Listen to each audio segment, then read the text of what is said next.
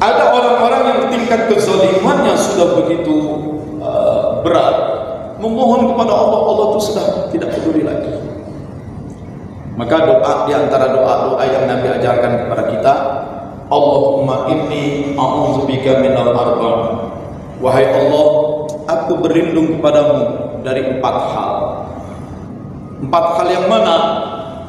4 hal itu adalah yang pertama, min ilmin la yanfa'. Berlindung kepada Allah dari ilmu yang tidak bermanfaat. Yang kedua, wa min qalbin la yakhsha. Berlindung kepada Allah dari kalbu yang tidak pernah menjadi khusyuk. Susah, kalbu khusyuk itu susah, kita berlindung. Yang ketiga, wa min nafsin la tasbah. Dari nafs, dari diri, dari ego yang tidak pernah terpuaskan. Dan yang keempat, wa min du'ain la yusma. Dari doa yang tidak didengar.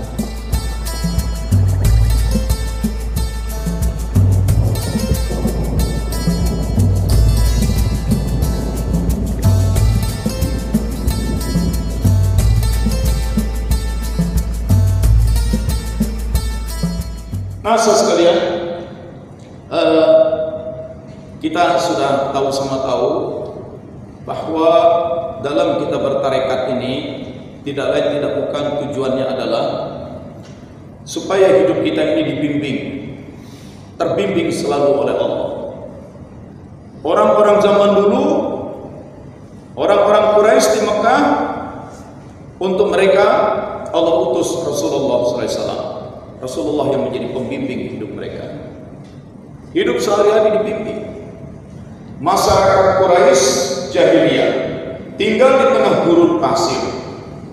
Itu wilayah pasir-pasir, gunung batu.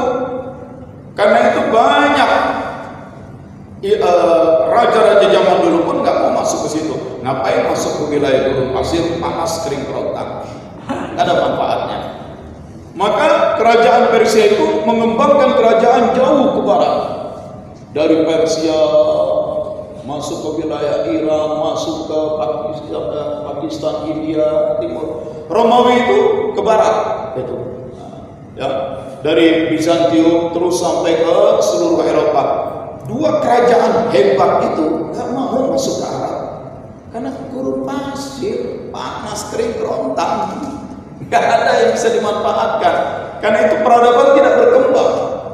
Perdagangan, ilmu pengetahuan, peralatan senjata, teknologi berkembang itu di kerajaan Persia yang memanjang ke Asia Selatan sampai Tiongkok, dan Romawi yang sampai ke seluruh Eropa. Quraisy jahiliyah di Arab itu gak dikunjungi orang.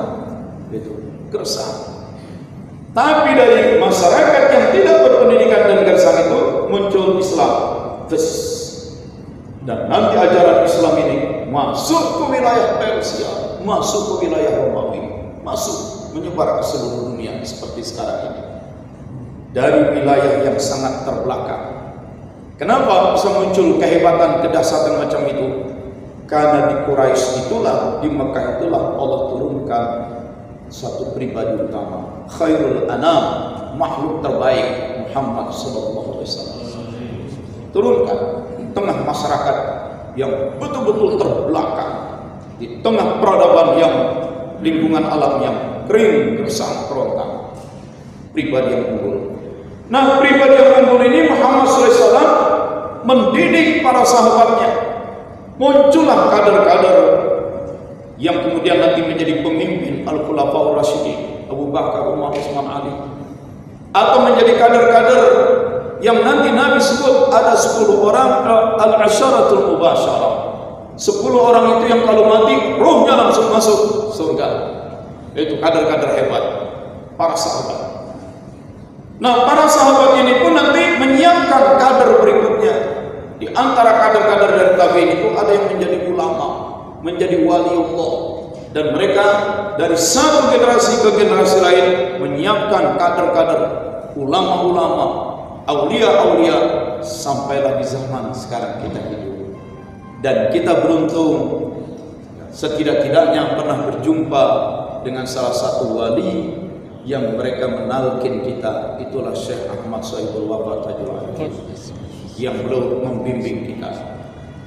Jadi kehidupan kita itu adalah kehidupan yang terbimbing oleh para ulama, aulia, terbimbing oleh Rasulullah, terbimbing oleh Allah. Sudah ada sambungannya, sudah ada sambungannya. Itu. Dan mereka, para ulama aulia itu, dalam sebuah hadis qudsi Allah katakan, "Wala in sa'alani la'utiyannah." Kalaulah dia meminta, kalau dia memohon kepadaku, pasti aku berikan. Wala in ista'adzani la'uizanna. Kalau dia berlindung kepadaku, maka aku akan berikan perlindungan. Ini doa orang-orang yang tidak ditolak oleh Allah. Karena keilmuan mereka, karena kesucian rohani mereka, karena ibadah mereka, karena kecintaan mereka kepada Allah dan Rasulullah, maka Allah dan Rasulullah mencintai mereka. Ketika mereka berdoa, tidak ditolak. Doa mereka tidak ditolak. Sebenarnya kita masih jauh dari Allah, kita masih kotor dari Allah, banyak dosa. Tapi karena doa mereka, ya Allah itu muridku, ya Allah itu muridku. Karena doa mereka yang tidak tertolak, Allah jadi berikan juga ke kita. Diberikan juga maghfirah, ampunan, diberikan juga rahmat, diberikan juga hidayah. Karena mereka, kenapa? Karena didoakan oleh mereka. Kalau buat kita langsung ke Allah jauh. Itu.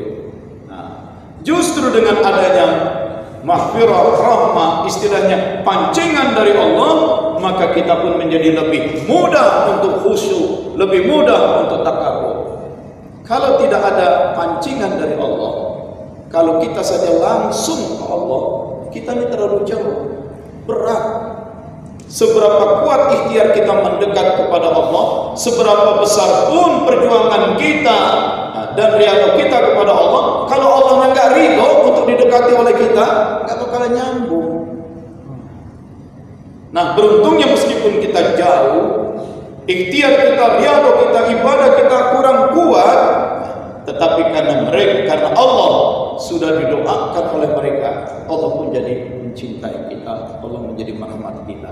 Dan karena itu ibadah kita menjadi lebih mudah, hidup menjadi tentram, khusyuk menjadi mudah dicapai. Orang kalau belum talqin zikir kan susah khusyuk itu, ya. Nah, terjadilah ketersambungan, lalu Allah turunkan rahmat, karamah, barakah. Karena itu kita tidak putus berdoa, ya Allah, tunjukkan kepadaku orang yang bisa menunjukkan aku kepada Engkau. Ya Allah, sambungkan aku dengan orang yang orang itu bisa menyambungkan aku dengan Engkau. Inilah para wali Allah, para wali mursyid. Itu. Nah, jadi dengan ada ketersambungan dari Allah itulah maka kita akan mendapatkan kebahagiaan dan kemuliaan. Lihat dalam surat An-Nisa ayat 69, bahwa diutusnya Rasul itu untuk ditaati dengan izin Allah. Kalaupun ada di antara manusia yang zalim, saking zalimnya mereka terhadap diri mereka sendiri, lalu mendatangi engkau, wahai Muhammad. Lalu manusia-manusia zalim itu setelah mendatangi Nabi Muhammad, fastaghfirullah, mereka memohon ampun kepada Allah. Ya Allah, ya Allah, ya Allah, ya Allah. Emang dasar udah zalim, teriak ya Allah, ya Allah, tidak dipedulikan oleh Allah. Karena zalimnya udah kebangetan. Orang-orang yang dosa sudah terlalu banyak, maksiatnya terlalu banyak, itu meminta-minta kepada Allah. Itu. Tapi orang-orang ini berdoa mohon ampun di hadapan Nabi, sehingga Nabi yang menyaksikan nggak tega lihatnya, maka Nabi pun jadi ikut memohonkan ampunan kepada Allah. Gara-gara permohonan ampun dari Nabi lah Allah jadi mengampuni mereka. Kalau Nabi tidak memohonkan ampun, doa mereka itu nggak nyampe.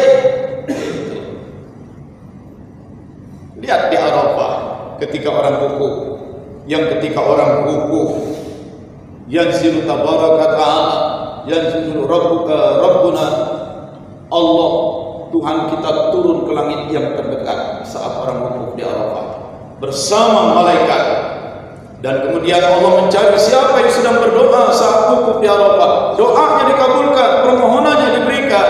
Tapi apakah semua begitu? Tidak. Karena ada juga orang di Arafah yang berdoa-doa didekati oleh malaikat. Kamu minta ya Allah yang kamu makan haram, pakaian kamu pakai haram, ongkosmu ke sini dengan ongkos haram. La labbaik laka, tidak ada labbaik bagimu. Itu. Kadang-kadang kita kan kalau ceramah menceritakan tentang Arafah yang ceritakan hal yang optimisnya saja. Orang yang kali wukuf di Arafah husnuzon saja, prasangka baik saja. Allah dan malaikat turun, Allah ampuni semua orang yang di Arafah. Nah, itu optimisnya. Jelas memang ada hadis-hadisnya. Tapi juga ada hadis yang perlu kita cermati. Ada orang di Arafah, labbaik Allahumma labbaik, ya Allah aku datang ya Allah. Malaikat menjawab, la labbaik laka, tidak ada labbaik bagimu. Karena yang kamu makan selama ini haram, yang kamu pakai selama ini haram. Itu. Nah, jadi begitulah. Ada orang-orang yang tingkat kezalimannya sudah begitu berat, memohon kepada Allah, Allah itu sudah tidak peduli lagi. Maka doa di antara doa-doa yang Nabi ajarkan kepada kita, Allahumma inni a'udzubika minal arba'. Wahai Allah, aku berlindung kepadamu dari 4 hal. 4 hal yang mana? 4 hal itu adalah yang pertama, min ilmin la yanfa'. Berlindung kepada Allah dari ilmu yang tidak bermanfaat. Yang kedua, wa min qalbin la yakhsha. Berlindung kepada Allah dari kalbu yang tidak pernah menjadi khusyuk. Susah. Kalbu khusyuk itu susah, kita berlindung. Yang ketiga, wa min nafsin la tasbah. Dari nafs, dari diri, dari ego yang tidak pernah terpuaskan. Dan yang keempat, wa min du'ain la yusma. Dari doa yang tidak didengar. Jadi rupanya tidak semua doa didengar, tidak semua doa dikabulkan. Memang dalam berdoa husnuzon, prasangka baik kepada Allah, yakini Allah akan mengabulkan. Tapi dalam faktanya tidak semua doa diterima dan dikabulkan. Terutama doa dari orang-orang yang sangat kotor, sangat jauh itu. Tetapi ada orang-orang yang wala in salani la'udiyana, tiap dia meminta pasti aku berikan. Ada orang yang seperti itu para aulia, itu para ulama. Nah, tetapi bagi kita orang bertarekat tidak juga terlalu risau. Kenapa? Karena tadi ada orang yang ketika doanya pun kurang didengar oleh Allah karena dia zalim. Rasul yang mendoakan, maka Allah jadi peduli kepada dia, jadi mengampuni mereka. Nah, inilah hubungan kita itu seperti ini, ya. Bertarekat itu bertasawuf, terbimbing secara rohani oleh para wali mursyid. Begitu. Tetapi kita sendiri juga yang penting membersihkan kalbu kita juga. Meskipun sudah punya saluran yang bagus, sanad yang bagus, mereka orang-orang suci yang memiliki keberkahan, tetapi kita sendiri tetap harus membersihkan kalbu kita. Bersihkan kalbu kita. Membersihkannya bagaimana? Membersihkannya itu dengan zikir. Tidak lain tidak bukan, membersihkannya itu dengan zikir. Karena pembersih kalbu itu zikrullah. Segala sesuatu ada pembersihnya. Pembersih kalbu ya zikir. Maka zikir itu bersihkan kalbu supaya mudah mendapat dari Allah, mendapatkan faedah dari Allah. Yang kedua, kita zikir adalah untuk membentengi diri. Bentengi diri. Benteng dari apa? Membentengi diri dari, terutama dari iblis, dari setan. Karena dulu ketika iblis awal pertama diusir dan dilaknat oleh Allah, sebelum pergi, iblis itu berkata, "Tsumma la'atiyannahum la'atiyanna." Lamnya itu lam taukid, untuk menunjukkan suatu kepastian, penguatan kepastian. Nunnya itu nun taukid, untuk menunjukkan terus menerus. Maka cara menerjemahkannya, la'atiyanna, sungguh pasti aku akan Sungguh pasti aku akan selalu mendatangi mereka. Itu tekad iblis untuk selalu mendatangi dari depan, belakang, kanan, kiri. Maka kita bentengi diri kita, karena la ilaha illallah itu memang benteng. Itu kata Allah dalam hadis qudsi. Itu. Yang ketiga, kita zikir itu untuk memperbarui iman. Iman kita yang sering goyah, banyak tekanan-tekanan. Yang nggak punya duit suka goyah iman karena banyak tekanan hidup, masih dalam wajar. Tapi yang banyak duit goncang juga hidupnya, heran gitu. Ya, ini di mana-mana sekarang mengeluh. Saya terbang ke sana kemari, duduk dengan orang sampai ya, pengusaha kaya raya, tapi dalam obrolan isinya keluhan. Duit banyak tapi kok merasa susah juga. Kalau yang nggak punya duit susah masih wajar. Ini duit berlimpah atau berlimpah, perusahaan banyak, ya. Ada yang pejabat tinggi susah juga. Itu. Nah, dalam himpitan itu iman suka goncang. Karena itu kita perlu perbaruan iman. La ilaha illallah, la ilaha illallah, la ilaha illallah. Tembakkan terus ke dalam kolbu kita, sehingga ketika pun mulut sudah tidak bisa lagi berzikir, maka zikir sudah masuk ke kolbu. Gitu. Ada pengamal tarekat juga yang banyak menulis buku itu, yang dia insinyur angin nuklir dari UGM. Siapa? Mustafa, ya, Insinyur Mustafa. Gitu. Kena COVID dia, kena COVID. Gitu. Lalu dimasukkan dalam ruang ICU COVID. Ruang ICU COVID itu satu pasien satu kamar, satu pasien satu kamar. Dan semua ruangan dipasangin kamera CCTV. Dokternya dari ruangan yang jauh mengawasi. Nah, mengawasi aja TV. Ini pasien kamar nomor 1, pasien kamar nomor 2, terus diawasi. Semua itu direkam.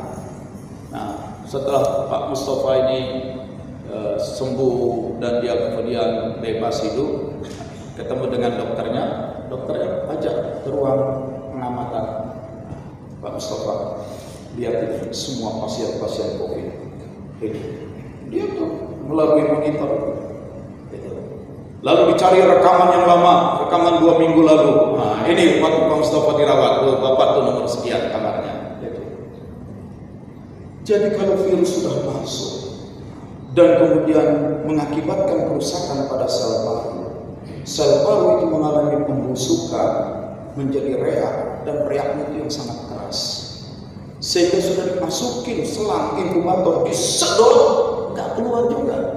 Sekadar dia batukkan, nggak bisa keluar, terlalu lengket. Dimasukin selang, disedot, nggak bisa, sampai dibolongin sininya, masukin lagi, tembus, nggak bisa juga. Itu begitu keras. Bayangkan kalau kita dibekap orang, jadi nggak bisa nafas, udara nggak bisa masuk. Wah, panik gitu, panik semua orang. Jadi ada yang mencengkeram, apapun bisa cengkeram, kelojotan itu. Oleh sebab itu, di ICU, ruang pemeliharaan perawatan COVID itu, semua jendela dipasangi penutup yang kuat. Karena orang kalau sudah begitu, aduh sakit begini, akhirnya udah mati aja dah, buka jendela, lompat. Nah, itu ada kecenderungan untuk bunuh diri. Yang gelisah, global, susah menghirup nafas. Kalaupun oksigen masuk sedikit, lihat itu di foto. Teman-teman saya juga menceritakan, begitu saya diberitahu saya sudah kena COVID, saya masuk ruang ICU, saya sudah akan siap. Nanti saya akan menghadapi situasi seperti itu. Ya, coba menenangkan diri, mencoba fokus. Nah, yang menarik ketika rekaman dibuka, tuh lihat semua gelisah, yang nggak bisa tidur, yang lompat sampai diikat tangannya itu. Nah, itu Bapak. Lihat, sepanjang sekian hari Bapak dalam perawatan, sampai Bapak hilang kesadaran dan kemudian muncul lagi kesadaran, lihat itu, Bapak tidak menunjukkan kegelisahan, tubuh tenang saja. Kenapa begitu? Dia bilang, ya karena begitu saya tahu saya akan mengalami situasi seperti itu, sudah. Illallah, la ilaha illallah, la ilaha illallah. Saya tidak peduli yang lain, saya sibukkan dengan la ilaha illallah, la ilaha illallah, la ilaha illallah. Ketika akhirnya saya hilang kesadaran, saya nggak sadar, rupanya di sini terus zikir. Seperti itu, terus zikir. Dan tubuh tetap tenang. Terlihat dalam rekaman CCTV. Tidak gelisah, tidak menggelepar. Tidak ada upaya untuk lompat ngamuk. Zikir. Zikir. Itu. Ya. Juga barusan sempat saya baca-baca, ada salah satu teori dalam seorang profesor psikologi di Universitas New York, namanya agak susah, BARGH, Barg, gitu ya, boleh dilihat di Google itu, Barg. Dia bikin sebuah percobaan. Orang yang mau jadi percobaannya sukarela, mahasiswa dia. Lalu ada 40 orang, tapi mereka tidak saling berteman. 40 orang ini nggak saling kenal. Lalu dipanggil satu demi satu tanpa ketahuan dengan yang lain. Percobaannya apa? Selama 40 hari kamu ucapkan sebanyak mungkin kata-kata yang negatif, kata-kata yang jelek, kata-kata yang kotor, kata-kata yang menakutkan selama 40 hari. Mau kan ikut percobaan ini? Ya mau. Ya oke, sana panggil lagi satu. Yang panggil lagi 40 orang selama 40 hari, bukan 40 hari, 40 orang selama 30 hari. Setiap hari kamu ucapkan sebanyak mungkin kata-kata yang positif, yang baik, yang bagus, yang penuh semangat. Ya. Selama 30 hari. Ini 40 orang nggak dikasih tahu sama sekali. Jadi ada 80 orang, 40. Yang sini tiap hari, pokoknya yang jelek, nasib payah. Tuhan diceroboh juga. Orang lain kebagian rezeki, saya nggak kebagian. Lupa juga. Hari ini mendung terus. Mana mau hujan lagi. Pokoknya yang serba negatif. Itu. Yang 40 orang. Yang 40 orang lagi serba positif. Ya, Tuhan baik. Kita diberi kesehatan. Betapapun mendung masih ada cahaya matahari yang menerangi kehidupan. Terus selama 30 hari. Dan mereka tidak saling tahu sama sekali bahwa mereka itu eksperimen. Setelah 30 hari, mereka dipanggil masuk ke kantornya Profesor Barg ini. Tapi di ujung gang, dari ujung gang sampai ke ujung profesor, itu dipasangi kamera. Direkam. Dipanggil rombongan datang itu. Ada yang pakai kaos singlet, pakai blue jean, ada yang pakai jas, sesuai kepentingannya lah. Ada yang baru dari kantor, pakai pakaiannya rapi. Ada yang baru habis main golf, cuma pakai kaos, itu datang pakai kaos polo, macam-macam. Ketika mereka jalan untuk menghadapi Profesor Barg, datang ke pertemuan itu, semua itu direkam. Masuklah sebuah ruangan. Nah, udah masuk sebuah ruangan, baru mereka satu sama lain saling kenal. Oh kamu ikut, oh kamu jadi relawan percobaan, iya. Oke. Setelah dulu 80 orang itu dikasih formulir, itu. Rekaman tadi diputar di layar di depan. Terlihatlah si Anu lagi jalan. Ketika dia melihat di jalan itu, orang yang sudah pegang formulir langsung nomor satu, Mr. Anu, ini kelompok A. Gitu. Kenapa kelompok A? Semangat, optimis, wajahnya cerah. Lewat lagi orang lain, dikasih tahu, sekarang ini jalan ini namanya si Anu, kasih. Ini kelompok B, karena dia jalannya pun lemah. Berarti dia selama 30 hari kemarin ngomongin yang negatif melulu. Setelah selesai 95% akurat, tepat.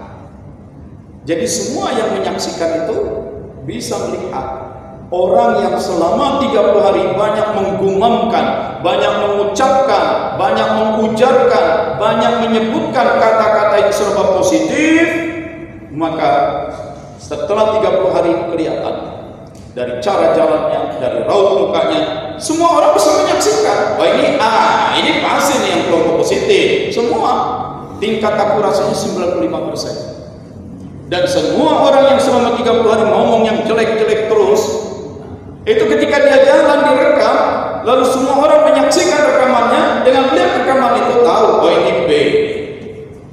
Dan 95% itu sebulan. Lalu bagaimana dengan kita yang tiap waktu? La ilaha illallah, la ilaha illallah, la ilaha illallah. Tiap 5 waktu, sebulan, 2 bulan, 3 bulan, 4 bulan, tidak mungkin tidak berbekas zikir pada diri kita.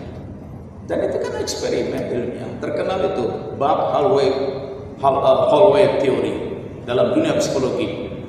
Ketika seseorang selama 30 hari mengucapkan yang buruk-buruk, maka setelah itu dia akan menunjukkan sikap dan perilaku yang serba buruk. Ketika seseorang selama 30 hari mengucapkan yang baik-baik saja, setelah 30 hari pun dia akan menunjukkan badan yang tegap, segar-bugar, bersemangat.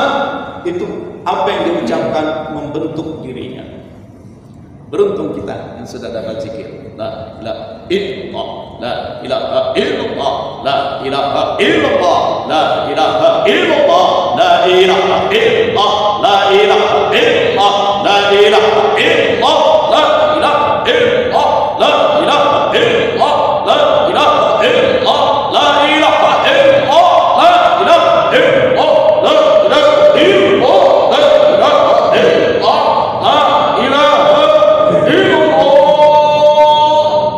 la ilaha berbekas. Itu jelas beda lah antara orang zikir dengan orang yang tidak berzikir. Nah, itu apalagi di bulan Ramadan. Ramadan 30 hari pembentukan kebiasaan. Kita biasa khalwat 40 harian. Nah, itu nanti habis Ramadan tambah 6 hari puasa Syawal. Ya, tambah lagi dengan Senin Kamisnya, dapat juga 40 hari nanti. Dan iktikaf kita insya Allah akhir Ramadan akan kita selenggarakan iktikaf insya Allah ya. Terutama di apa tadi sistemnya mana Ustaz Andri? Di malam-malam ganjil atau di malam-malam ganjil ya itu tadi. Itu kita akan selenggarakan iktikaf. Kita tes dengan Genus karena itu sebenarnya plastiknya itu kalau negatif masih bisa dipakai berulang gitu. Habis itu dilipat aja. Nah itu bisa 3 kali 4 kali. Saya tanya sama Profesor Kuat, penemu Genus itu, kalau masih negatif 100 kali juga bisa dipakai gitu. Gitu. Ya, tapi kalau sudah positif itu langsung masukkan plastik khusus gitu. Terus diamankan. Sebulan. Di Jepang ada seorang profesor yang saya baca juga riwayatnya sampai pindah dia di beberapa universitas selama 38 tahun melakukan penelitian bersama dokter-dokter muda, dan akhirnya tahun 2018 dia mendapatkan hadiah Nobel dalam bidang kedokteran. Nah, penelitian yang membuat dia sampai mendapatkan hadiah Nobel itu simbol penghargaan tertinggi untuk bidang kedokteran.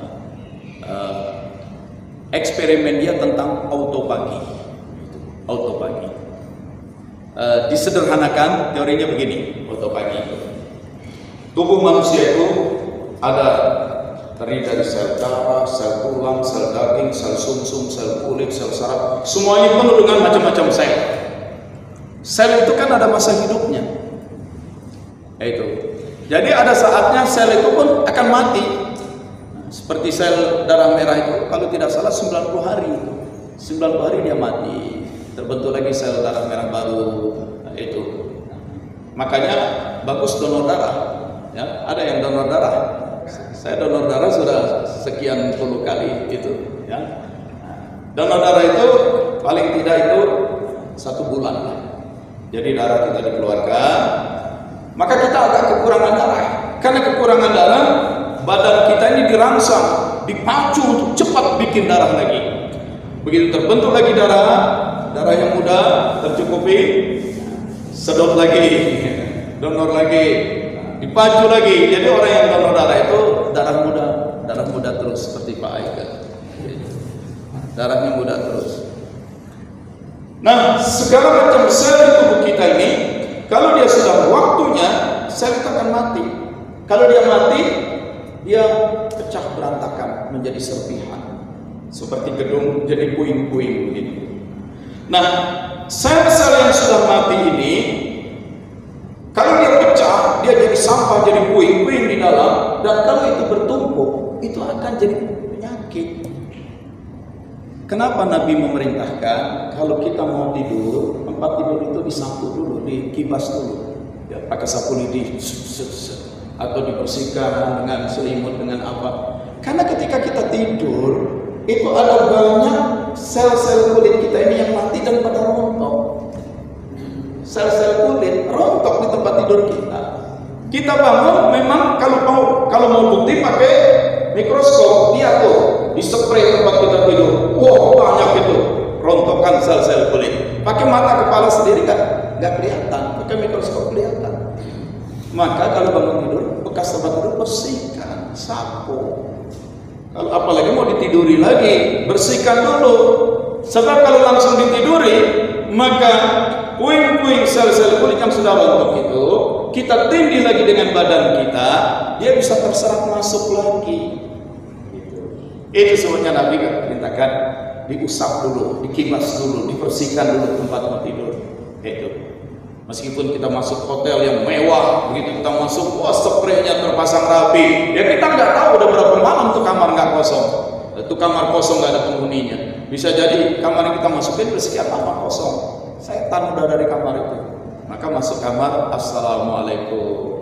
Dan Nabi katakan, ketika seseorang memasuki rumah kosong mengucapkan salam, maka iblis di dalam rumah kosong itu berkata, ayo pergi, nggak ada tempat buat kita di sini.